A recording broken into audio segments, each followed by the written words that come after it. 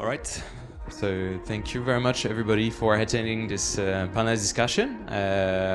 We have you guys, of course, attending it in person, but we also have some attending people online. People from Singapore, from Hong Kong, from Europe also. Lots of investors interested to invest massively into Thailand. I think we are going to speak about it. All these data center projects that is popping up at the moment in Thailand. So last year we started to create this kind of panel discussion specifically about the data center trend. So 2024 was already quite important because that was the beginning of the takeoff of Thailand growth. 2025 is definitely the confirmation of this takeoff, and we see lots of projects that has been announced. That has been validated by the BOIs to just confirm that all these investments are going big time in Thailand. So that's typically what we're going to analyze today, is what are these projects, what investors are behind, what type of customers are looking for this capacity, what are the, let's say, the risk and also the challenge that has to be really taken seriously in consideration for investing into this market. So all this, we are going to go through it, and especially thanks to our guests here and our speakers. So I'll introduce you to them specifically. So we have Nita, who is a Senior Manager Investment and Advisory at Cushman and Wakefield. Thank you for her. So Cushman and Wakefield, of course, you guys know the company is world leader in real estate services, offering comprehensive solutions for investors, occupiers, and developers, especially in the data center field. So that's why it's going to be very interesting to have her view about what is happening here. We also have Matias, Vice President for Data Center at Commscope. So Commscope is an expert in network infrastructure, and they are developing a solid experience on GPU farm connectivity, especially. So typically, as this is a hot topic and driving lots of capacity into Thailand, that will be very interesting to have his view about it. And we also have Nicole, research analyst at Byte. So Byte is a global provider of data center market intelligence that I think many people knows. They have a specific historical focus on Southeast Asia. So that's why we are very glad to have you with us also, Nicole. And finally, Chriz, who is a data center principal consultant at Schneider Electric, and Schneider Electric, of course, everybody knows, a global leader in data center solution, experts on electricity and cooling equipment. So it's going to be also very interesting to understand, technically speaking, what is the impact of this big change in the Thailand market. All right. So in order to start as an introduction about what is happening and to give a brief summary of the Thailand market, data center market specifically, I'd like Nicole basically, of course, to start with and to ask you this question: would you describe the current state of the data center market in Thailand in 2025 compared to the rest of Southeast Asia and also compared to the other year? What is the main difference and the key drivers? Yes, so before we talk about the current state of the Thai market compared to the other Southeast Asian markets, it'd be good to give you some context as to how this growth occurred in the past couple of years. So just a couple years ago in Southeast Asia, Singapore was the key regional hub, right? It was the regional connectivity preference, but what happened was in 2019, a moratorium was imposed on new data center builds, so no more could be built. And then shortly after, the moratorium was partially lifted. So what we're seeing now is, yes, they're letting applications into Singapore, but with very limited space. So all that demand that was originally going into Singapore has to go somewhere else. And Indonesia was first. So in 2021, the clouds came into Indonesia, and then we saw that major ramp up. And now Indonesia is growing more moderately. In 2022 and in 2023, that growth spurt happened in Malaysia. So that was in Johor and KL. Johor now serves more regional demand because of its proximity to Singapore, whereas KL has the cloud and hyperscalers in. So who's next? It's Thailand. So in the past year, you would have noticed a huge influx of not just new entrants from the international operators. You've also seen a lot of new projects and larger scale projects coming into the market. 10 megawatts, 20 megawatts, that's no longer big. Now we're 100, if not 200 megawatts coming into the market. And so what I've just given you is the chronological timeline. But if we're looking at the size of the market, so the total IT capacity, at the top of the leaderboard is definitely Malaysia, right? And they're expected to maintain this lead primarily due to Johor's role in serving regional demand. But Thailand is actually second. And where Thailand is right now, we're actually at that point where we're building momentum for that explosive growth. So whatever you've seen in the past year, we're not at the top yet. There's a lot more growth that we have. And it already has outpaced Indonesia, even though it hasn't had that growth spurt yet. It's also ahead of Vietnam and the Philippines as well. And what Thailand really has that the other markets don't is a combination of things, right? So we have infrastructure in terms of fiber and connectivity, as well as your T&D, your transmission and distribution for your power. So if you compare it to markets like Vietnam, for instance, Vietnam doesn't have that, which is why in Vietnam, what you see is they're clustered, the DCs are clustered in certain locations because only those locations have the access to the connectivity as well as the power. In Thailand, what we have as well is resources, relative availability of resources compared to the rest of Southeast Asia. So if you look at Malaysia, for example, Malaysia has grown so big in such a short period of time that now what we're seeing is concerns around water and power availability. Thailand doesn't have that. Right. So right now, power is not an issue. Water is not an issue. Land is not an issue. Finding these is not an issue in Thailand. So Thailand definitely has the potential to grow further than what we have now and continue this momentum, growing further into the future. Thank you very much, Nicole, for this very dense introduction and very detailed. I think the one information that you shared is typically the ecosystem of Thailand is tailor-made to attract lots of capacity for deployment. So you just mentioned all the reasons why. But then which entities are behind this kind of potential investments? Do you have any idea in terms of are there more coming from the data center field specifically, or are they general investors? Do you have any idea about it? So last year, actually, digital investments topped the investments being approved by the BOI, and the majority of that came from data centers.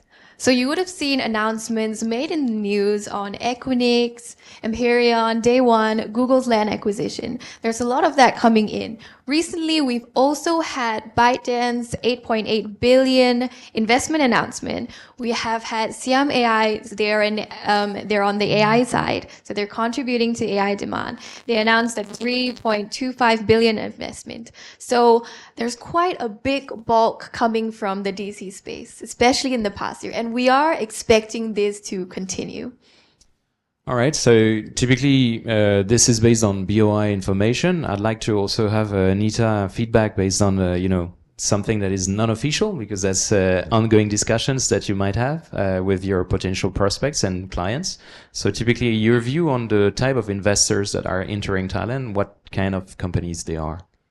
Yeah, I would say there's really a shift in the players that are coming in. So last year or before that, we'll see that there's a lot of self-built like AWS and also co-location who is focusing in the Bangkok CBD for connectivity stuff. So that is the type of client we see before like 2023 and the beginning of 2024. And then after a lot of announcement from hyperscalers like Microsoft and Google, then more investors are coming in because they see the real demand here. They are expecting a surplus demand from hyperscaler than like what they will do in their self-build. So at that time, until now, we see more infrastructure fund, REITs, and other tech giants coming into Thailand. And like Nicole said, the 10, 20 megawatt is no longer a thing right now. So, okay. So the typical size that they are on the lookout for when they come to you, I guess, as you guys are on both sides saying acquisition of existing assets or finding new real estate to develop new data center, what is the typical size and request they ask you? Right now it's starting from 100, 200, and 300. That is the typical we see right now. Yeah, for Etix, we say in the data center field for in Thailand for 3 years, 5 megawatt sites was already one of the biggest. So now you're saying that 100 megawatt is the step one. I would say it's a different type of data center player. There's still like a 10, 20 megawatt looking in the CBD because they target enterprise clients. And like the 100 megawatt, they are focusing on hyperscale clients. So they are focusing in the EEC area. That's very interesting. So you're saying that the market is maturing now to have a diversity of play, basically. Either the edge play with 5 to 10 megawatt and the hyperscale play now is becoming big time. Both sides have different demands and the demand are strong. Okay, good, interesting. And typically on this type of because behind the type of investors there is the type of customers. So do you have any idea of the type of customers that they are targeting? So if they specifically make offers on the edge and offer on the hyperscale means that they tend to have a specific target of specific customers. Can you tell us more about it? I would say enterprise clients is obviously a thing since Bangkok is one of the largest capital in Southeast Asia. So we have a lot of like tech company, gaming company, e-commerce company that they still need a space in co-location data center in the CBD. And like the big player like Microsoft, they announced that they are doing leasing in Thailand, right? So all of the investor that is capturing hyperscale are trying to get this demand. Also Byte, Google, and AWS, they still need to lease other data center as well. And we also see AI demand, mostly from China. There's a lot of announcement like One Asia. So that kind of demand is also exists in Thailand, the AI. All right, interesting. So basically, in a nutshell, edge or big edge close to the city center of Bangkok, serving corporates, gaming, are basically companies that looks for low latency capacity on connectivity side, and hyperscale play on the region where power is available, and AI as well, right? Yes. Okay, so that's a question that I might have for you, Matias. Then, as you guys are now really experts on the connectivity field, and especially for this GPU farm, and that is popping up also in Thailand now, what do you see at Commscope in terms of real market change, customer demand that has evolved, and what are the new demand that you foresee for Commscope at the moment? I mean, the entire Southeast Asia market has been a booming demand for data centers, right? Maybe a few years ago was not so focused on AI, and in fact, AI happened very, very fast, and it's happened kind of accelerating in terms of developments and demand, right? So we have seen a significant shift in the architecture inside the data center for the connectivity, where in the past data centers were deployed maybe with just a lot of empty space that was filled up by customers as they came in and occupy space and maybe built to suit for some hyperscalers that deployed what is now called maybe lower density connectivity, right? We have seen the connectivity demands inside the data center go up by 4, 8, 10 times the number of cables and connections when it comes to AI, whether it's a compact small cluster or massive AI factory, right? Where I know we talk about hundreds of megawatts or 20, but it's also about the power density and the connectivity density inside the data center, right? When each rack now requires like 10 times the number of cables they required before, 10 times the amount of power potentially than what they required before, right? That necessitates a very careful consideration of how you build the infrastructure inside the data center to accommodate for all the new kind of systems, whether it's power and cooling or other systems that need to be taken into account, and how you route the connectivity inside the data center. So what we see now, obviously, I mean, and as I said before, there's demand, whether it's hyperscalers or enterprise customers or AI specific, kind of builds, right? The demand is exploding, and the Thai market is one of the most exciting. Even maybe 3 years ago, we didn't expect maybe Thailand to be the most exciting market, right? But over the last 18 months, that's kind of overtaken, Singapore, like Nicole said before, right?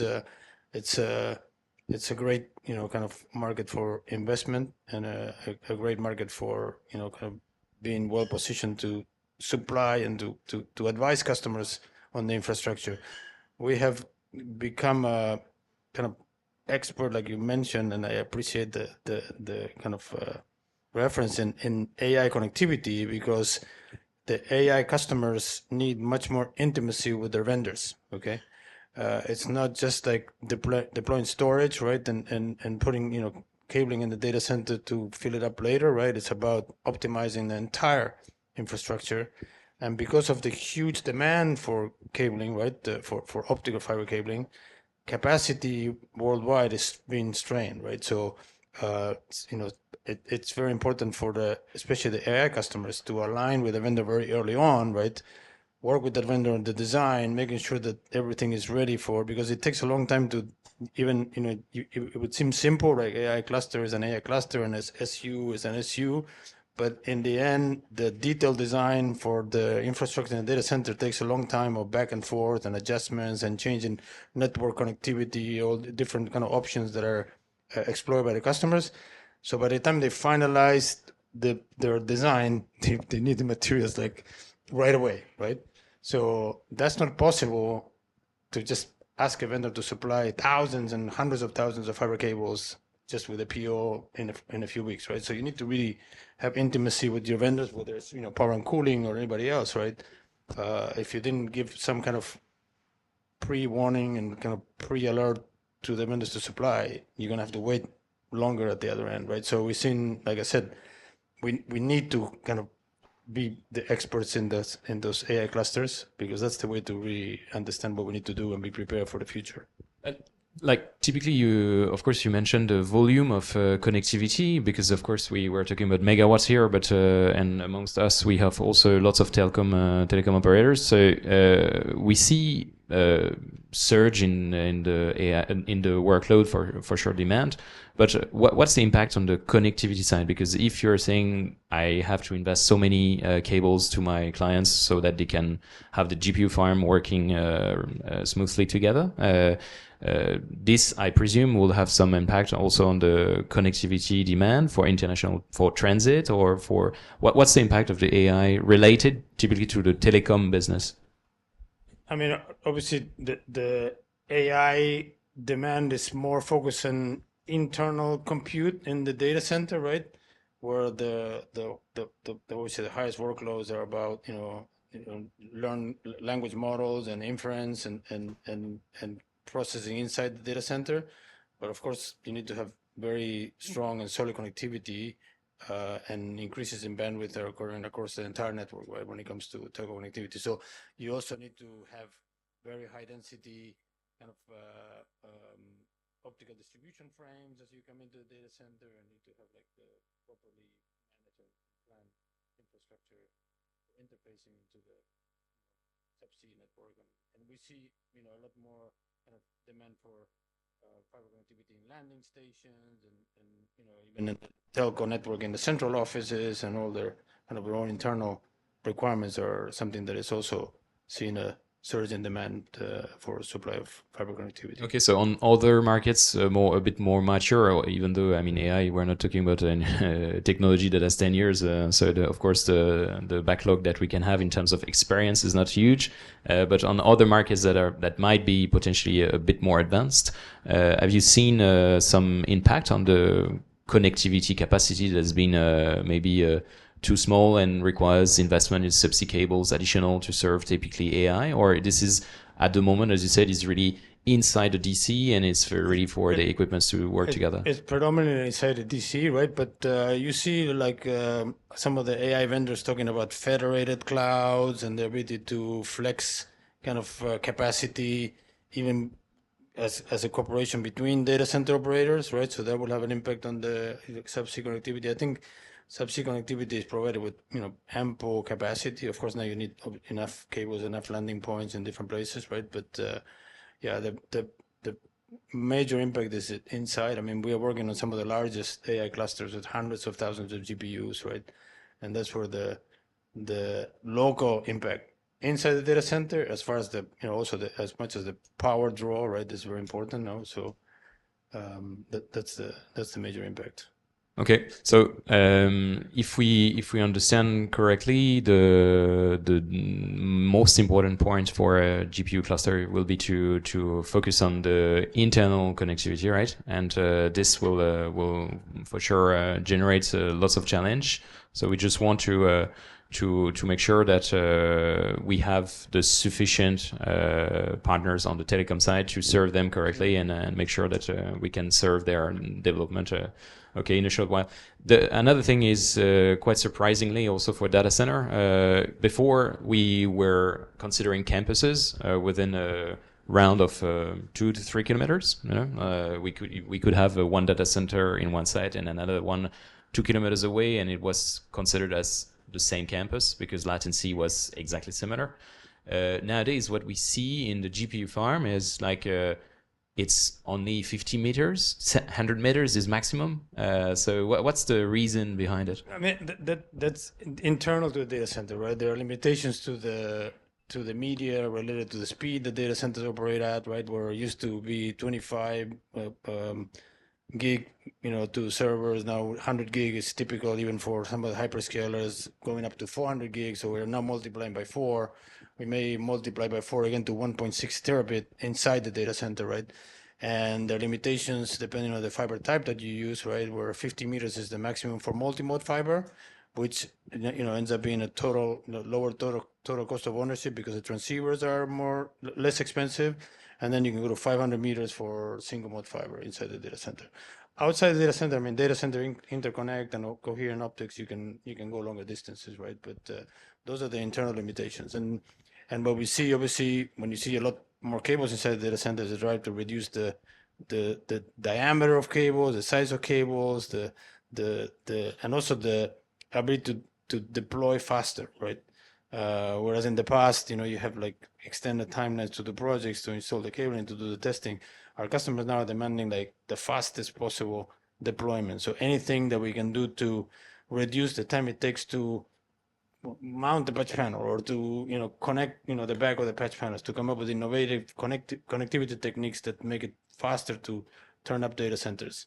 That's the kind of innovations that we are laser focused on, and we are gradually bringing to market. So. Understood. So yeah, definitely we understand challenge on that part of the connectivity density and connectivity network on the same location. Speaking of challenge, other challenge that are related to the data center evolution in terms of design is specifically related to the density per rack that is now increasing, the power required also to serve them. That's why we foresee some demands, minimum 100 megawatt nowadays. So typically on this one, Chriz, I would like to have your view from Schneider Electric. What are the specificity of Thailand market, typically for DC design that you see is like typically a challenge for AI, for serving AI demand?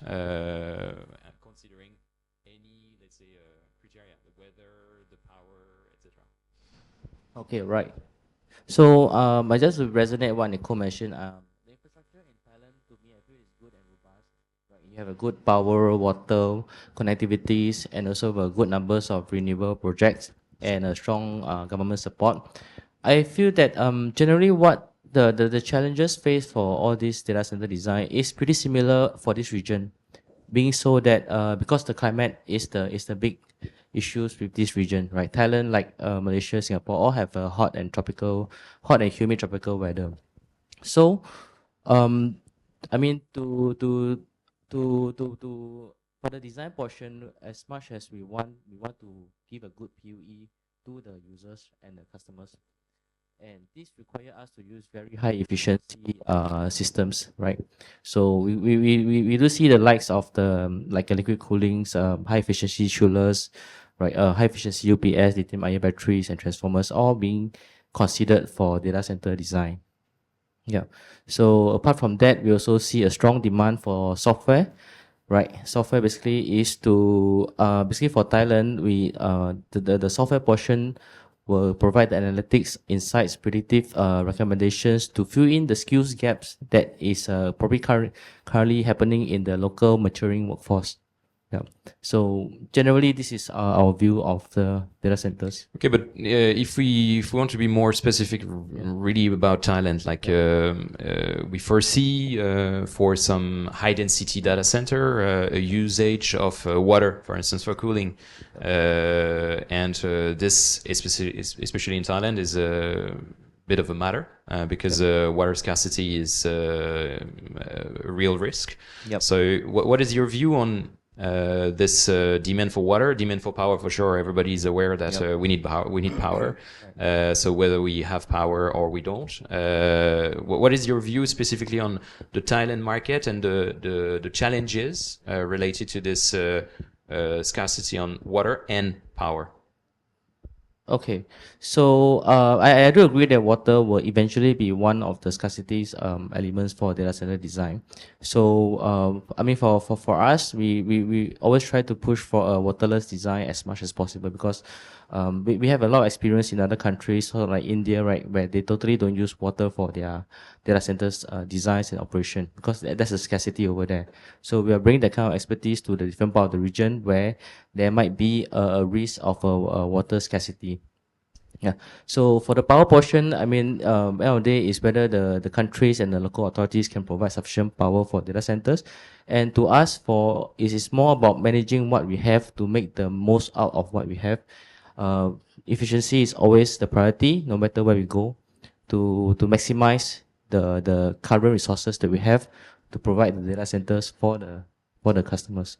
So today, is there a way to achieve, because if we say, okay, we don't use water because we want to avoid this problem, and this is a problem also, I guess, for your clients when they're looking for land, if they want to avoid this issue, of course, the impact will be on the PUE. I guess if you don't use water, then you increase your electricity consumption to cool down more than what you can do with water. So how do you foresee this also in Thailand? Is there a big impact on relying on no water typically, and the impact on the PUE, is it significant, or you see, considering again climate conditions, because water can be very efficient in a very dry location like Middle East, but in a very humid region like Thailand, is it really efficient? Do the investor needs to rely on this kind of focus to look for land with water, or is it a nice to have, let's say? Right. I mean, I would say that it's a nice to have thing to have water, but then I mean, at the current technological advancement, I do see that the air cool type of chillers almost catching up with the efficiency for the one that use the water. And on top of that, we are looking at the liquid cooling, right? So those liquid cooling architecture, the systems, generally they operate at a higher water temperature. So there could be an option for waterless outdoor chill water plant to support all these liquid cooling systems in the data centers. So in the perspective, I will see that eventually it might not be a big issue to have less water, and is of course for us is to make the best of what we have to provide the right solution. Yeah, no matter where we go in this region. Yeah. Okay, all right, thanks, Chris. And another question regarding risk in the operation is the manpower risk. Like typically, as we foresee, like so many data center being announced, it means that they will be also on the lookout for lots of people. So it's a good thing for salary of many people in that room.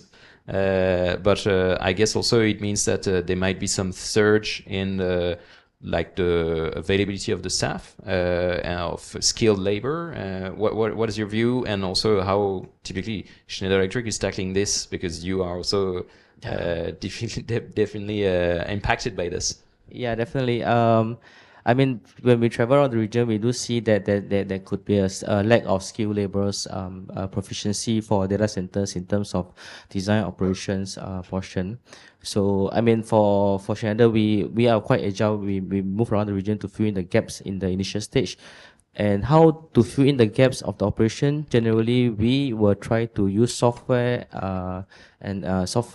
or use AI to help customers achieve the operational efficiency when it comes to data centers. Yep. So nowadays, our software is very robust and provide a lot of analytics and predictive recommendations. So this can probably help in the operations for data centers to maintain that kind of risk provision for data centers. Yep. Okay. Understood. So we'll be glad to have the same strategy implemented everywhere. But also we understand that this strategy is possible for companies that have capabilities all through Southeast Asia. So typically for companies that are Thailand centric, might be a bit more challenging, right? Right. That's right.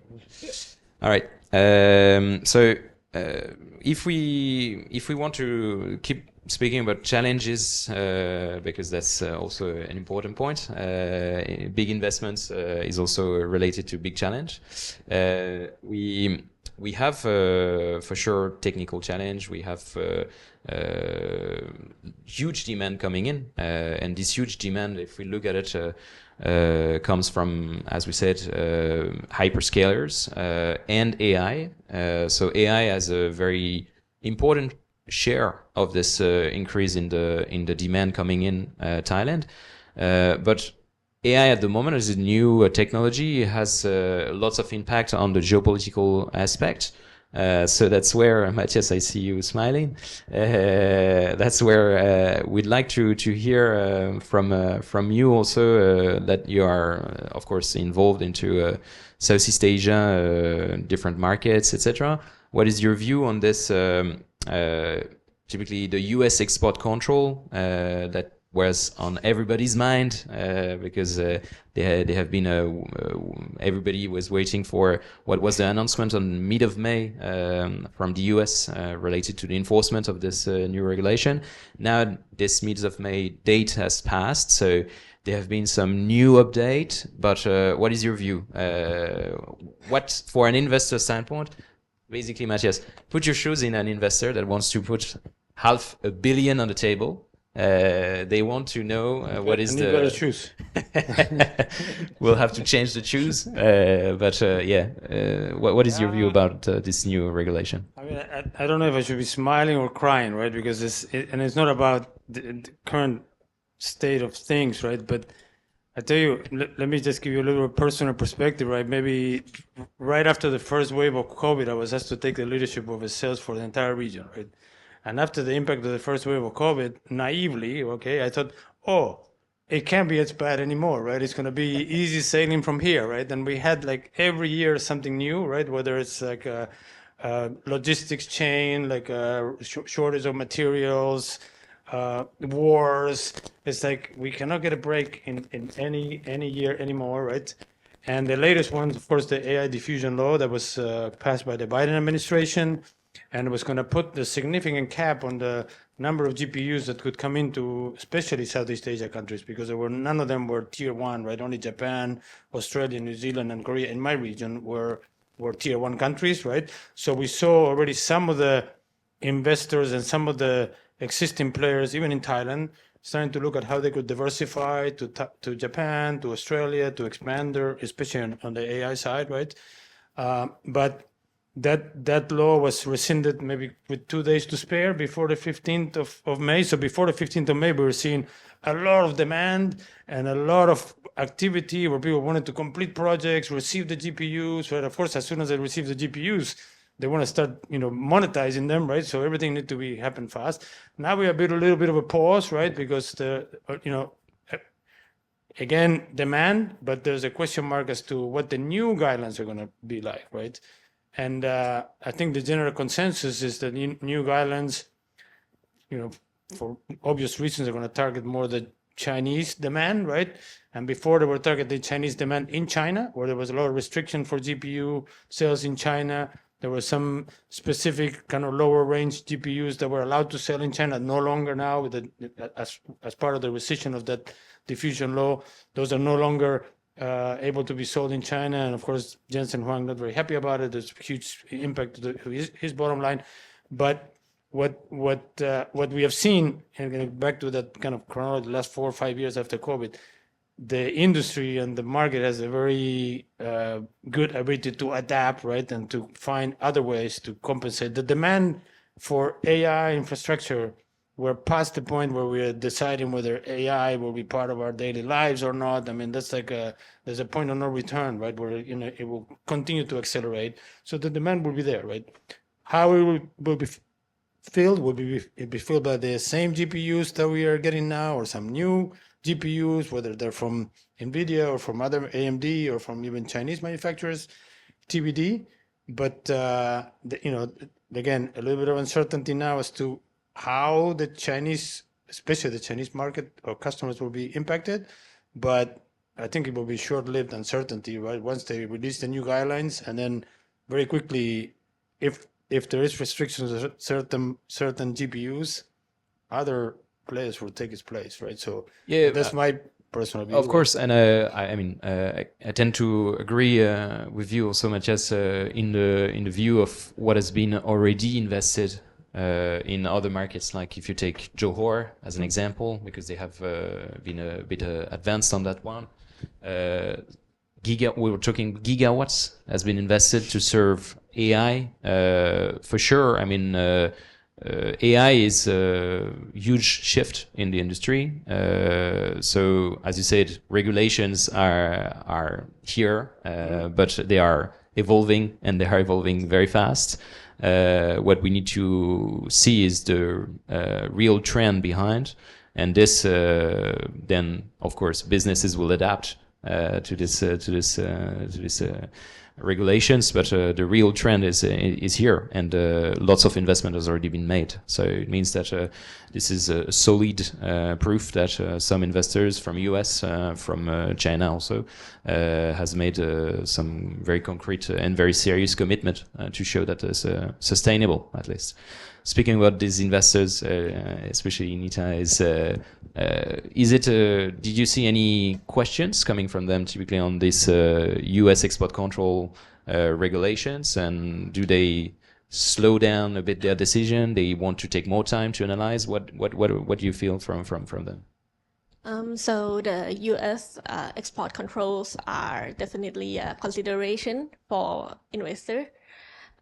Because the limited supply of advanced chips will make the market hard to capture the growing AI demand. But as I mentioned earlier, that in Thailand there's a mix of demand from hyperscalers as well, from enterprise as well. So I would say in the past month there's still activities. I still have inquiry coming in like every day.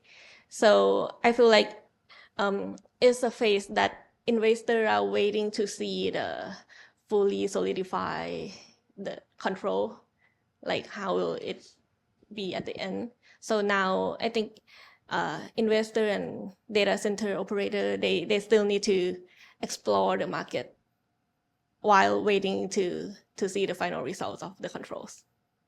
Okay, understood. And yeah, you're right to mention AI is just a part of the growth. The other large part is basically the hyperscale play, so either content on cloud, and this is also a very huge demand hitting Thailand. So for sure, AI is just part of it. But as we said, AI is one of the big drivers, so that's why we have to carefully follow it.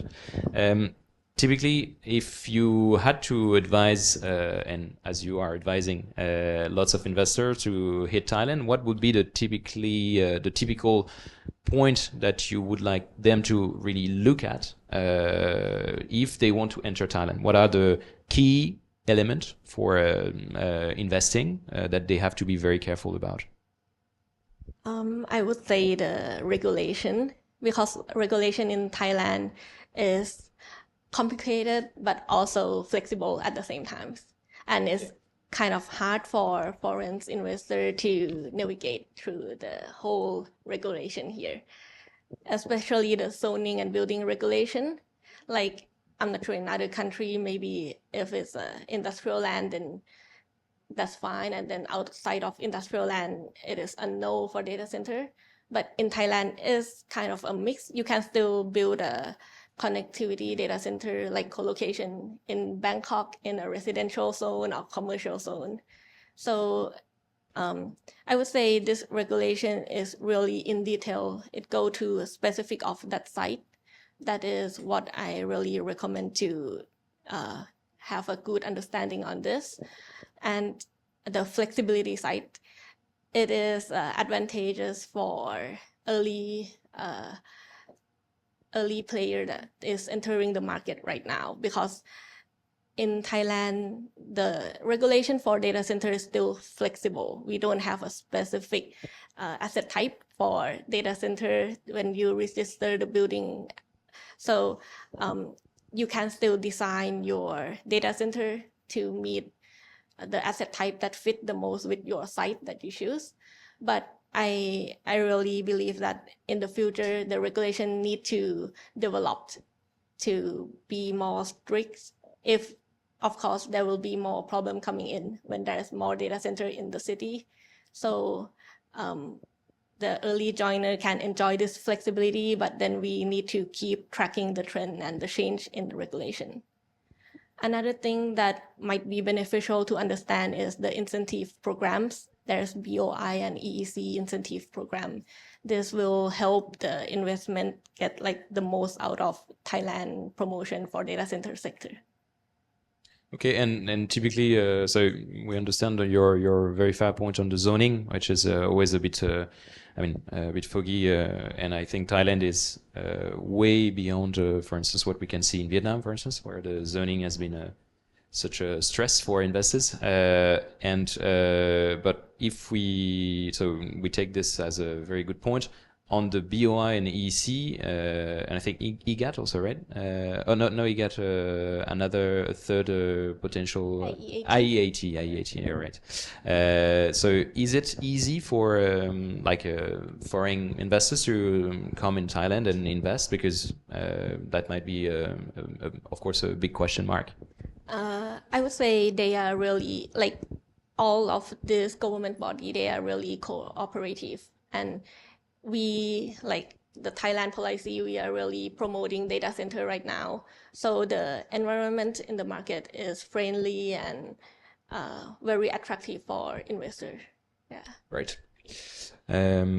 All right. So if now that we have been, so it's been almost 45 minutes that we've been talking on this specific panel. So I'd like to take a bit of forecast now, if you don't mind.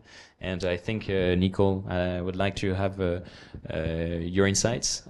What you foresee Thailand to become in terms of growth, or at least how do you see Thailand being structured on the data center field for the next 2 to 3 years, typically? Yep. So if we're just looking at the numbers right now, you're seeing a lot of new projects coming in, very large scale projects as well. So definitely a portion of this will come live and become operational in the coming years. But not every single project that is being announced is going to come live. So example would be like Control S, they are announced in 2023. The project hasn't started yet. In markets like Thailand, in Southeast Asia, where there's very low barriers to entry because of the affordable land, resources, labor as well, operators can enter speculatively, right? So you can just buy the land and not build anything yet. So it is possible that, so you're seeing a lot of new announcements coming into the market. We've had that Doma Infrastructure Group 1.5 gigawatt announcement, which is massive in Southeast Asia and Thailand as well. Not all of that is going to come live, right? And in general, when DCs are being built out, let's say, for example, if they announce 100 megawatts, they're not going to build out all that 100 megawatts at once. If they only have clients for 10 megawatts, it wouldn't make sense to spend all that extra money, right? Because you have to profit in the end. So yes, a lot of new projects are coming in. But the demand is also enough right now to back up these projects. So yes, we've had AI, as Nita has mentioned. We also have others as well. So enterprise, even though it is becoming a smaller proportion of the entire demand, we do still have enterprise, especially in Bangkok, the city center. So that's your gaming, tech, banking, finance, etc., right? But we also have the clouds coming in. AWS, they came in a couple years ago. Their region was announced to be live at the start of this year. Google has acquired land. They've started on their project. Microsoft, it's all up in the air right now, but they've pledged to open a cloud region, and we're pretty sure that this will happen sometime soon. So we have the clouds coming. We have the Chinese clouds as well. So because of our geopolitically neutral location, we benefit from both the Western and Chinese clouds. We're also getting content as well from Byte. They've had a really big announcement, and they are in talks. So this will come up likely this year, if not next year. So the demand that we're getting right now, even though you're seeing so much supply coming into the market, is backing up this supply, right? So this supply isn't just going to come live and be empty. So definitely Bangkok, we're building momentum. We're going to see a lot more growth from here, exponentially, if I might add. And in terms of regionally, right, where Thailand is going to stand, I think the good thing for Thailand is in Southeast Asia, within the emerging markets, we're not the first, which means that we can learn from the other markets. Because like Chris and Pierre has mentioned, there are potential issues that might come up when the market grows so fast, so quickly. So big, so quickly. And water shortage is something that could occur, right? So we've seen what happened in Malaysia. In Thailand right now, resources are still relatively abundant. But as more projects get announced, as more entrants come into the market, as more large-scale projects get announced, will there come a point where we won't have enough power? Maybe. Right. So the key to sustaining the growth, sustaining the momentum that we're seeing for Thailand right now will really be proactive measures and foresight for potential issues that could occur, and taking steps, whether it's getting power, getting water from elsewhere, distributing the DCs in other parts of Thailand, because currently they're concentrated, if not in Bangkok, in Samut Prakan. And now everyone's going to the EEC because abundance of land, more power, the tax incentives. So the key here for Thailand will really be what will really determine if we can unlock further growth from now on will be proactive measures as well as foresight. Very insightful. Thank you very much, Nicole. Yeah, so if you mentioned it was very interesting to mention it in regards of what happened in Malaysia. And typically, can you give a bit more background on what happened in Johor? Because Johor is such a big demand and that has been deployed in such a short period of time. What has been the impact and the impact on that region? Is there any issue on the power and the water? And what's the the people that has invested, and so the data center developers are facing at the moment in that area? How is it evolving? Yes, so in Johor, these issues are more preliminary. It's not like a market like Japan where power, you'd have to wait a couple years. We're not at that stage yet, but we are seeing concerns around power and water. So what we're seeing is builds are actually moving in other directions. You're not going to Nusa Jaya Tech Park anymore, not Sedanak. They're moving away to areas where power and water is still relatively more available. So this is what we're seeing in the market. Okay, very interesting.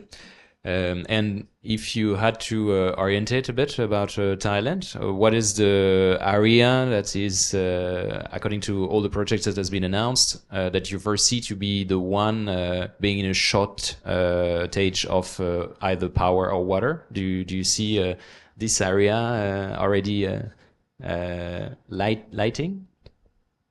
There hasn't been any red flags yet.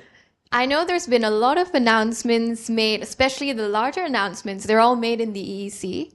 So far, most of them they've secured their power and water. So this is not an issue. Also because they're situated in industrial parks.